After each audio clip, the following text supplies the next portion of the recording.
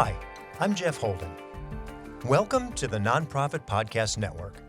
Our purpose and passion is to highlight a nonprofit organization in each weekly episode, giving that organization an opportunity to tell their story in their words to better inform and educate the respective communities they serve, as well as provide one more tool for them to share their message to constituents and donors. Our goal is to help build stronger communities through shared voices and to both encourage and support the growth of local nonprofit organizations through podcasting. Thanks to our founding partners for their foresight in helping us transform the way conversations start. CapTrust, fiduciary advice for endowments and foundations. Runyon Saltzman Incorporated, RSE, marketing, advertising, and public relations creating integrated communications committed to improving lives. And Western Health Advantage, a full-service healthcare plan for individuals, employer groups, and families. An Ethiopian adoption, a Ugandan children's home, and a very startling family situation that has brought XHope missions to provide support for those in need in Elk Grove and the surrounding area is the story you're going to hear in this episode. And I'm only going to say that this is one story of twists and turns that if I told you up front, you'd find hard to believe. When you hear it from the co-founder of the organization, you'll realize the truth and the reality of what it has both provided and what it has taken to make XHope missions successful. I'm speaking with Wendi Cross, who with her husband Rick are the co-founders of XHope missions. It's not often I speak with a nonprofit organization that has its base in Elk Grove and its service both locally and internationally in Africa. But that's exactly how XHope Missions serves. The family dynamic is one that you'll not forget, and the growth they've accomplished for the greater good in our community is impressive. Wendi Cross, welcome to the Nonprofit Podcast Network. Thank you so much for having me. I'm so excited to be here. It's an honor. I've listened to some of what you all are doing, and it's incredible for us to have this opportunity to share. Thank you so much. I'm happy to have you in the studio. Most organizations we speak with start smaller or have a history for 30, 40 years in a community, and then they grow out into other areas, in some cases international. You're the opposite. We are. You started in Uganda and have a program now in the greater Sacramento area. Tell us a little bit about that because it's so unique. I think you're right. I think that is what's so unique about us is that we're able to meet the needs of vulnerable kids and families all the way across the world and then right here in our own backyard. But it did start internationally, and it was after our own international adoption. And so we adopted a little boy actually from Ethiopia when he was 11. He was one of the children in the children's home that had waited for adoption, and the children's home had filled up and emptied out twice. And he was still there. Nobody wanted to adopt an older boy. And my husband had gone for a visit. We were financially supporting this children's home and went to kind of see where our money was going. And while he was there, his heart broke for what he saw. It was his first time visiting Africa. He visited Ethiopia and Uganda on that trip. And he basically wrote to me from Yahoo Messenger back then. And he said, hey, our lives are never going to look the same from what I just experienced. I can't stop crying. He's a football player, 6'5", 350 pounds, and I hadn't seen him cry very often. I got real nervous. I'm thinking, oh my gosh, he's going to come home. We're selling everything and moving to Africa. But we didn't. We had committed to pray for these kids that needed families and got to the picture of our now son, Nebiu, and he told me that story. And I just started to lose sleep. At the time, we had 4 biological kids. I had told my husband the game was over. I was tired. I was a mom of 3 busy boys and 1 baby girl. But our oldest son was the same age as Nebiu, and I started to lose sleep. You ended up with 2 11-year-old boys? 12 by the time we brought him home. He was 12. Goodness. Yeah, and so I remember waking my husband up, and I just said, hey, we're praying for something we can be the answer to. What if something happened to us and no one would take Colby because he was an older boy? I think we need to go for Nebiu. I think he's our son. And my husband sat up. If you're willing, start the paperwork tomorrow. And so we did.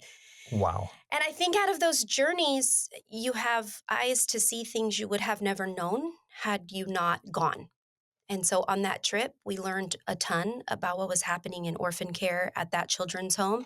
And we learned how to do the same thing. And we mirrored what was happening in Uganda. And we started partnering with an organization there. And I became the executive director of Redeemer House Children's Home in 2013. And so, Okay, so 11 years ago, coincidentally. oh my gosh, you're right. Uh-huh. Yeah. So we started at the time, we had a very few children in the children's home. We were just learning about orphan care. The government really wanted us to purchase land. So when you are taking in orphans through the government, they don't want you moving them everywhere. It takes them farther and farther. It unsettles them. And so we purchased land and we built our own children's home. It's ran 100% by Ugandan staff with the heartbeat to see these kids back into their families. So in Africa, 90% of orphans can be resettled back into biological families if we supported the families. And so instead of adopting internationally, which can cost around $30,000, we put our efforts into empowering the local families to reintegrate their child, to reintegrate their kids. And a lot of these kids have living relatives. They don't want to leave them. Right. You know, they want the American dream, but they don't know. And then a lot of kids, when they get here, internationally adopted, and they know they have living family there, they don't thrive here. They want plan A. They want their mom and dad. And so instead of adopting kids out that have living families, no, we begin educating the children. We enroll them in school. And that has been the main catalyst and success for reunification, oftentimes with an auntie or an uncle or a grandma or grandpa, if the parents are deceased or unable. And because we're educating the kids, because we're putting them in school, they now become a blessing to that family that takes them in, because there's a possibility that child will get an education and be able to break the cycle of poverty for the entire family unit. That's amazing. So that is the African side of things. Yes. You have an organization that now works a little bit differently, but not that dissimilar in the greater Sacramento region. And it's almost as unique a story.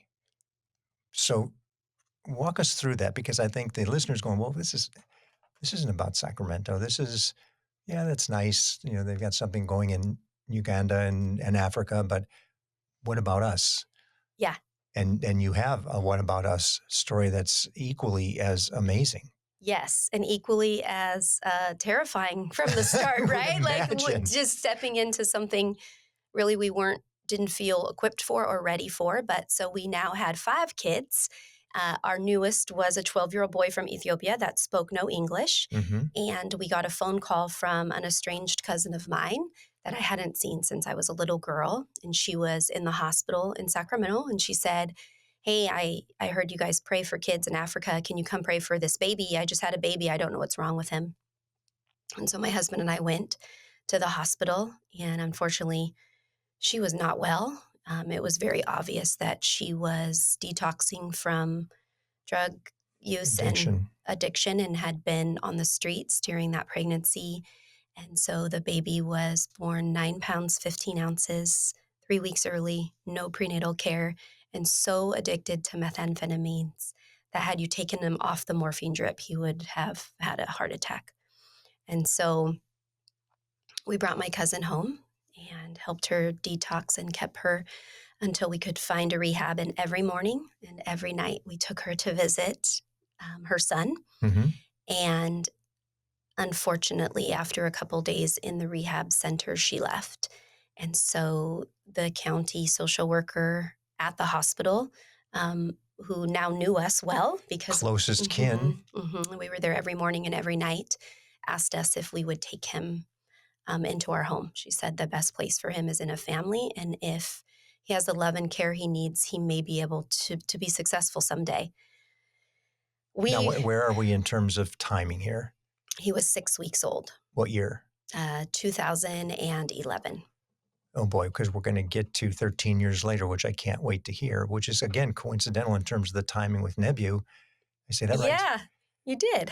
Yeah, Nebu. So you have somebody who is trying to integrate, learn the language, completely different culture, country, complexion, everything. Yes. And now you've got a baby Hmm. at the same time. Yeah, and to be honest, saying yes to the baby was actually harder for my husband and I than the yes to Nebu because of that transition, because we were already experiencing a lot of challenges. And our first response to the social worker was, we can't give you an answer yet. We need to talk to the kids. And to be honest, we sat with our kids and we told them, here's the story about Jason. Most of them had met him already because they had gone with me once or twice to the hospital. He needs a family. He's going into foster care. We were going to pray for him, and Daddy and I don't think we're the family. And our kids opposed that decision and said, yes, we are. Why would we not try this? Let's take him. We explained to them he's coming with a big medical file, meaning possible cerebral palsy, may never walk or talk. He's coming with a feeding tube. He couldn't drink a bottle yet. And I can't leave him unless there's a nurse. So, like, do you understand what we're saying yes to? You know, two of the boys at that time were in travel soccer. We were a very competitive soccer family and did a lot of travel. I'm like, we're not going anywhere for a while. Mm-hmm. And every one of our kids still said, we want to bring Jason. Boy, now can you imagine Nebu thinking, this is what it's like in the United States? They have me, and this other baby kid shows up too at the same time. Yeah, he was all about it though. And it's for, I don't think anything ever happens on accident. So our now 13-year-old Jason, Yes. so we're moving forward 13 years. He actually just spoke at our event last week for the first time. He's given me permission to share his story since he was around 8. But then this time he said, can I share my own story? And he got on stage and he shared his adoption story and the impact it's made. And he looks over to his brother Nebiu and he said, I'm so thankful that I have a brother that's just like me. They don't look anything alike. They're not from the same I place. can only imagine, But to him, he's just like him because they've experienced the same type of family unit through trauma, but it's become beautiful to them. Yeah, with abandonment and then acceptance. Exactly. Yeah. That is an incredible story. Yeah. I don't know how you did that. And, Yeah. and now the other children are well into their teens and early 20s. Yeah. And maybe some are already out of the house, right? Yes, they are. 4 are out of the house. Okay. 3 are married. Of the half a dozen you have. Of the house. We're multiplying. It's been so beautiful and so fun. And we really just look back and go, wow, I'm so glad we didn't say no to any of this. Yeah. So that led you to take some action locally because you saw some things through the process with Jason that you recognized as problems. Walk us through what that looks like. And that's really some of the genesis of XHope. It is. It is. Both our international program was birthed out of our adoption experience and then locally as well. So we adopted Jason. Well, we brought him into our home as emergency placement. Mm-hmm. And Sacramento County wants to place kids with biological families. So they'll start calling aunties and uncles and cousins. I mean, they'll ask for a list and they'll call you, and you're not prepared, nor did you plan to say yes to a placement. Mm-hmm. So that's exactly what happened with Jason. And when he came to us, he was on a very specialized formula. He needed medical equipment. His formula, I think, was $65 a can. And it took the county 9 months to process because we were not planning on saying yes. We were not an approved foster family here. So before we had any resources through the county, it took 9 months for us to have financial support. So we would not have been able to say yes to that placement had we not been able to financially afford it. And we had a village of people surrounding us saying, hey, we'll support you, we'll help, we'll do respite, I'll watch him for you. I have a nurse who actually worked in the NICU that would come for me and help so I could go out with my other kids and be at their games and stuff. But it took a village. Mm-hmm. It took a lot of support for us to do that. And if you don't hear these stories and you don't know these stories and you see grandmas and grandpas and aunties and uncles tugging around, 3 extra children, they need help. Like for us, it's not like you don't walk by and just think, oh, they've got it figured out. No, they need support. Mm-hmm. And so we launched our local program really out of our house at first. It was just taking diaper bags and baby supplies to parents who had said yes to emergency placement. And then we started with school supplies because a lot of the kids were older, and backpacks Mhm. and new clothes and bedding and all the things. And so that's kind of how our local program started. And now it's exponentially grown to support vulnerable youth, not just foster placement, but unsheltered kids, kids who have experienced domestic violence, or a single parent that just needs a season of support. What's the geographic range of kids that you deal with? Yeah, a lot of Sacramento County kids. So it's all of Sacramento County. We're specifically located in Elk Grove. That's where our XHope Mhm. hub is. So a large percentage of the kids we serve and families that we serve are in Elk Grove or South Sacramento. And then we just expanded to Amador County. So, Okay. yeah. Collaboration has to be pretty significant with you so people know you exist, A, but so they can support you and for you to know some sort of your village, that Yeah. that village you spoke of. Mhm. Who are the people you find that you collaborate a lot with in just running the organization? Yeah. We work alongside other nonprofits, Ticket to Dream, the Regional Alliance, but our main support comes from local churches and businesses. Mhm. Businesses that are like minded, businesses that want to see vulnerable kids empowered in our community. So we do outreaches as well, meaning we bring all of our families to us and build community that way. So the kids are now able to build relationships and friendships with other kids just like them. And we usually involve and partner with local churches for those events. They sponsor those events. They show up with volunteers, and then the school district. Okay. Hmm. So you do have a relationship with the foster organizations. I would imagine maybe CASA in some way, shape, or form, or to some degree. Koinonia, Lilliput, some of those ones Yep, are in our alliance. They're in our group of networks of organizations. Powerhouse Ministries is another one we yep. just love and support. We'll be back with more from Wendy and her incredible story right after we hear from the businesses that support the stories we work to share. I was in the media business for over 35 years and had the great privilege of working with Runyon Saltzman, RSE, Marketing, Advertising, and Public Relations. We collaborated on many different campaigns, but their commitment to the nonprofit sector hasn't changed since their founder, Gene Runyon, started the agency. Over many years and many campaigns, Runyon Saltzman has been committed to improving lives by tackling California's most challenging issues. Guided by research-informed strategies and insightful, creative solutions, RSE develops innovative communications campaigns that raise awareness, educate, and reduce stigma in diverse communities throughout our state and beyond. To learn more about RSE, visit rs-e.com.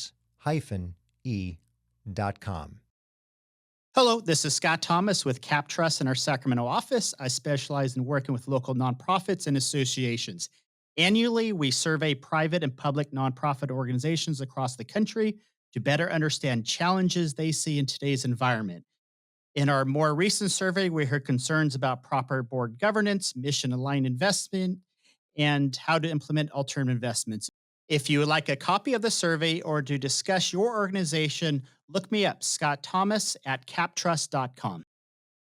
I'm thrilled to have Western Health Advantage partnering with us as they do so much to support so many nonprofit agencies in our community. As a truly local health plan, you'll find individual and family options, employer options, plans for CalPERS and Medicare Advantage. From medical services to pharmacy, health and wellness support, as well as behavioral health care, Western Health Advantage has a plan that fits what you need. As an employer, for profit or nonprofit business, individual or family, you can find more at westernhealth.com. How are you funded? How does the organization get its funding? And you're not small. I mean, we've seen organizations in this chair much smaller, hundreds of thousands. You're over $1 million budget that you're working with as well. Where does it come from? Yeah. Oh, gosh, by the grace of God, we have personal donors that, I think sometimes we think, oh, we can't make an impact unless we're a Brad Pitt Foundation and we'll start with $1 million. But let me tell you, in 2011, our first fundraiser was a lemonade stand, and it was to buy diaper bags. We started small, never despise the small beginnings. Hmm. But there have been people along the way who've received services who now give $50 a month. They're like, I want to buy one backpack a month. And then we have people that support us monthly in larger ways. And we also fundraise. So we do Evening of Hope, a big, huge 400 guests came. It was actually last I weekend. would say that's every October you have that event, Yeah, so right? it's November 1st next year, so Okay. save the date. Okay. But sponsors, it's my husband's in construction, and he's an amazing man that walks out generosity. And so a lot of construction companies sponsor that event and they sponsor the tables. And all that funding goes toward our local program. And then we bring teams on mission that support internationally. And again, our church partners that support us make a big impact. Hmm. And then in addition, when people don't give financially, we have volunteers that are incredible and they do donation drives for us. So any business can do a donation drive any time of year because our kits go out all year long. Our prom dresses go during holiday. Our coats go in winter. So we have these resources that the kids need ongoing. And so that's those in-kind donations help us so much. If I'm not mistaken, you have a facility, a small facility, like Yeah. 900 square feet Yeah. in the Elk Grove area. And Yes. we'll talk a little bit more about that in just a second.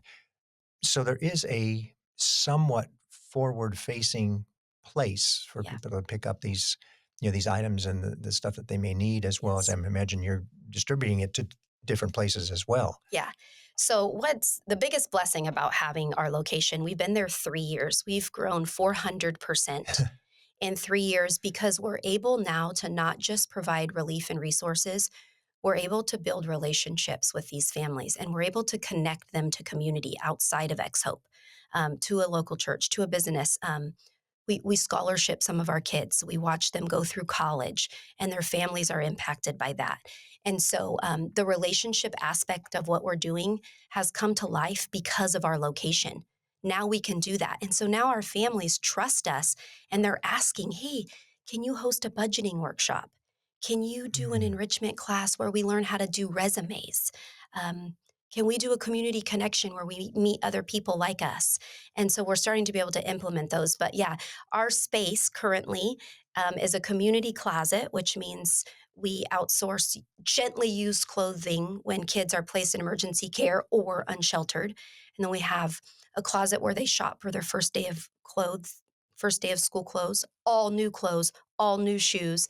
We have a kit room with backpacks and school supplies and diaper bags and baby items. And then we have a room full of hygiene. So we're doing a lot in a little tiny space, and we have completely outgrown it. It sounds like it. And the good news is you're able to add to it, and you would like to see it grow. The sad news is you're able to add to it and would like to see it grow. Yeah. It's Yeah. if we couldn't. So many times we have the conversation, just work ourselves out of this job, Yeah. and that would be so great. Yeah. Unfortunately, that's not the case. Right. Which is why the relationship aspect of what we're doing, like we provide relief and resources, but we envision a community where every child has the relief, the resources, and relationships they need to thrive.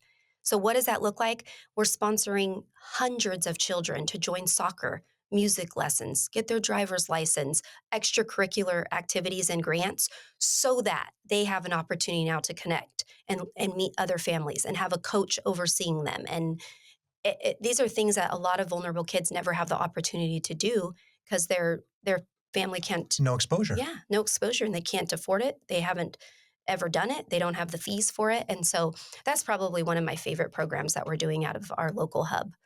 I can only imagine for some of these students Yeah. who experience it for the Yeah. first time and then realize I'm going to get to continue down this path. Yeah. And even some of the kiddos that are in high school, we can send to leadership conferences. We help them go to senior ball and junior prom, and they come in and they pick their dress. And then we partner with a salon next to us that does facials for the girls, does their hair. I mean, they send us these pictures, and it just makes you just want to shout for joy. I mean, Yeah.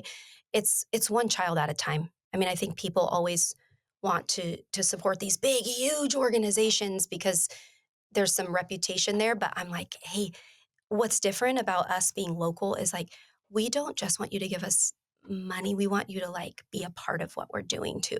We want to Hmm. give you the opportunity to serve at our holiday bash or our summer bash, and to host your own donation drive and put those backpacks together, and let us send you pictures of what it's like when these kids come in for the first time and get to pick a brand new backpack. To really see somebody in your neighborhood that Yeah. you've impacted Yeah. and changed a life for, Yeah. which is a perfect segue to the next question. Give me a couple of success stories, and Jason is certainly one of them.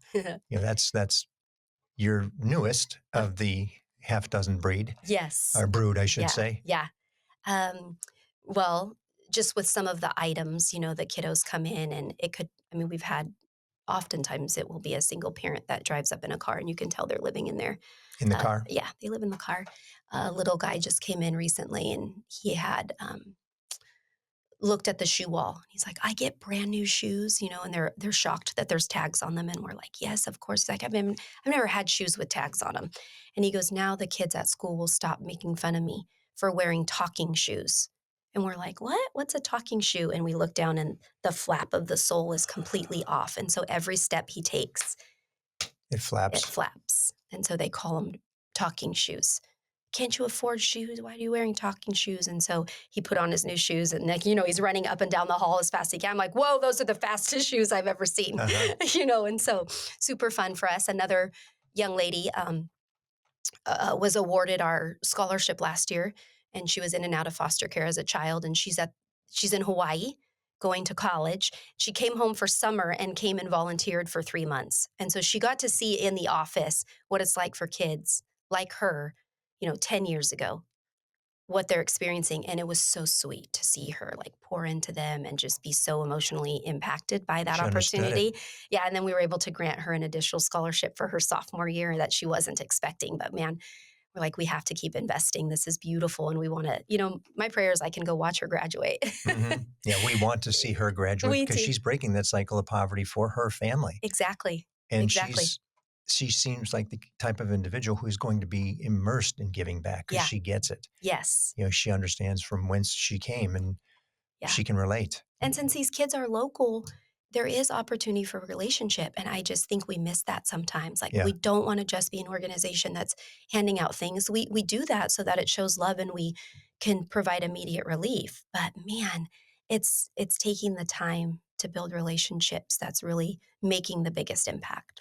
Yeah, and more than anything, we want these kids to come back into our community. Mm, We don't want them to leave with all that equity that we've built into them, and the education and the affluence. They've grown, they've matured, they now have an income that's something that could come back into this community versus, congratulations, you've done so well. You're yeah. now a graduate of Hawaii State, whatever that is, Right.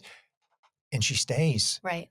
No, we wanted to bring it back, And we're hoping that and for all of them. Of course, we're hoping that for Jason, but the biggest success story, I think, out of all of it is our oldest son, Nebiyu, that we adopted from Ethiopia when he was 12, graduated from Sac State with a social work degree, and now he's the leadership coordinator at Powerhouse Ministries. And so he's full-time mentoring and overseeing youth kids that have experienced similar trauma to him. And for me, there's nothing more beautiful. That's I'm not only am I blown away by that, but the fact that he came through the system, went to the local state university, Yep. which is a fabulous university, Yeah. and here he is in the community giving it back. Yeah.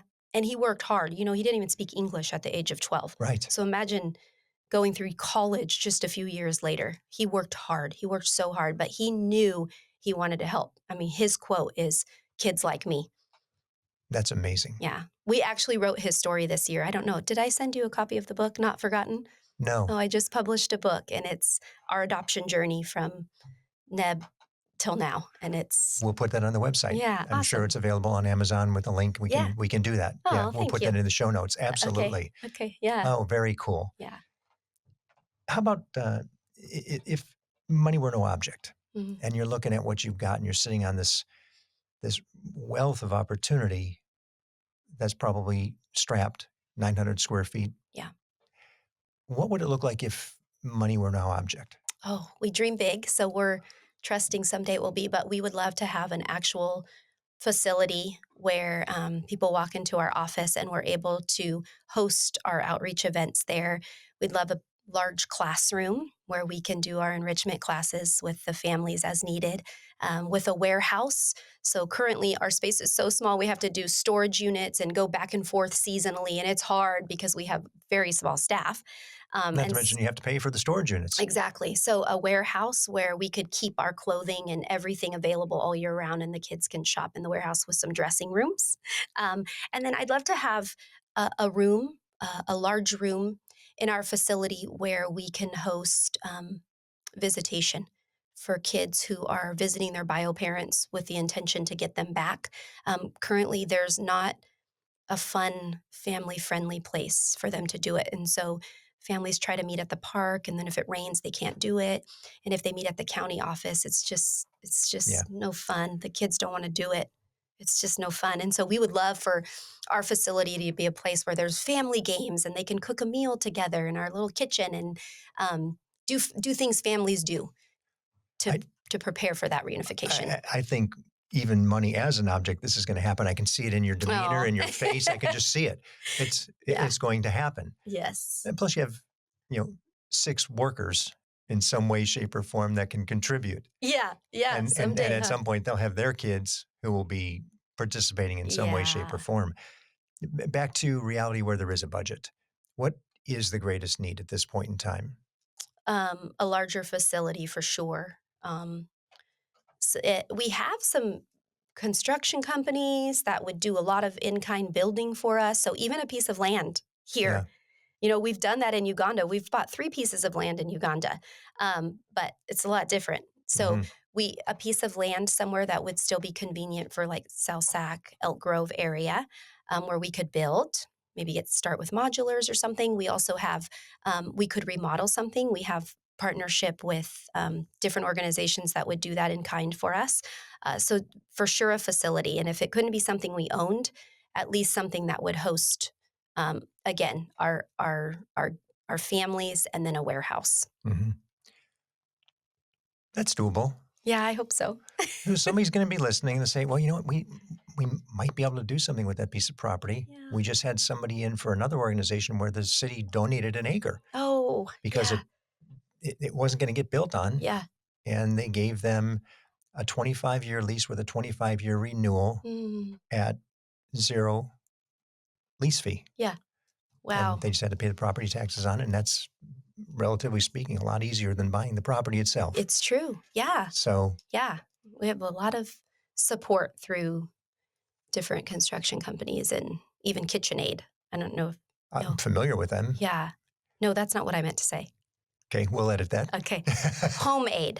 HomeAid is another nonprofit that would love to support us with renovations and support to get these rooms ready that I'm talking about. But we have to either have a signed lease or we have to own property. Okay, they so can come everybody over. that's listening, Yeah. this is what needs to happen, and there's more to come, Yes. like matching funds. Yes, that would be beautiful. Excellent. What's the best way to connect with XHope? So you can, our website is www.xhopemissions.org, and you can click either international and check out what we're doing in Uganda, or you can click local, and that will give you information about what we're doing. And then you could always email me at Wendy, Wendi, at xhopemissions.org. That's wonderful. Nearly every organization has their own unique story. Nobody has sat in this chair with an international application, so I find it so intriguing. And to be able to bring it and integrate it the way you did with a human being. You brought somebody from Uganda, brought them to the United States, adopted that child, and that child is integrated into the program that you're exercising here in the greater Sacramento region. I don't think I'll see that replicated Yeah. anytime soon, but it is so impressive what you've done, and you've done it so much through a family, your family, by demonstration Yes. twice. Yes. Yeah. Yes. Which is, it's beyond my comprehension. I don't know. Oh, no, I know I couldn't have done it. Oh, It just wouldn't have been something, we would have been able to do in our family, at least as I see it today. Maybe a little different when you're in the environment and it happens, but compliments to you for not only that, but for having it manifest itself into something that is for the greater good. And XHope Missions, I think, is going to continue to grow. I think you'll be out of that 900 square foot building sooner than later. And I appreciate you sharing the story. And thank you for what you're doing, on the south end of our town, Elk Grove, South Sacramento, and Yeah. and working with the kids in so many different ways. We Yeah. really appreciate it. And your team. And, by the way, I didn't ask how many people you employ. Yeah, that's a good question. I was just going to say we have to, I would never want to take credit for all that has happened. It has been so many incredible volunteers and family that have come alongside us over the years. We joke, we used to like do garage sales and it would take us, a month to raise $5,000. And Right. so, but we currently have only 2 full-time staff. And then we have 4 part-time staff, anywhere from 10 hours to 20 between the 4 of them. And then the rest is done with Well, you are volunteers. getting a lot done with a few people. I know. It's incredible. We do have a village, though. Everything we do has to do with gathering community and allowing as many people who feel compelled to empower vulnerable kids to be a part of what we're doing. I mean, we ask for that and we want that. We want your time, your treasure, and your talents, not just your treasure. I don't know. There's 5 T's that another organization uses. It's those 3. Uh-huh. I know one of them is ties, meaning your relationships. Oh, good one. Yeah. And for the life of me, I'm forgetting the. We need some ties, clearly. That's we right. need some ties with somebody with land or a facility. There you go. We've solved it. There we go. Good. Well, Wendy, thank you so much. Thank you for sharing, and congratulations to you and Rick. Thank you so much. Thank you. Thank you for listening to the Nonprofit Podcast Network. I hope you enjoyed the episode. If what you heard moved you, please reach out to that organization and do what you can to help. If you like and appreciate what we're doing to support local nonprofits, please give us a positive review, subscribe, and share. If you're a nonprofit with an interest in participating in an episode, you can reach me at jeff@hearmenowstudio.com. If you have a need for the services or products our sponsors offer, please reach out to them. CapTrust, fiduciary advice for endowments and foundations. Runyon Saltzman Incorporated, RSE, marketing, advertising, and public relations, creating integrated communications committed to improving lives. And Western Health Advantage, a full-service healthcare plan for individuals, employer groups, and families. The Nonprofit Podcast Network is a production of, is recorded at, and edited by Hear Me Now Studio.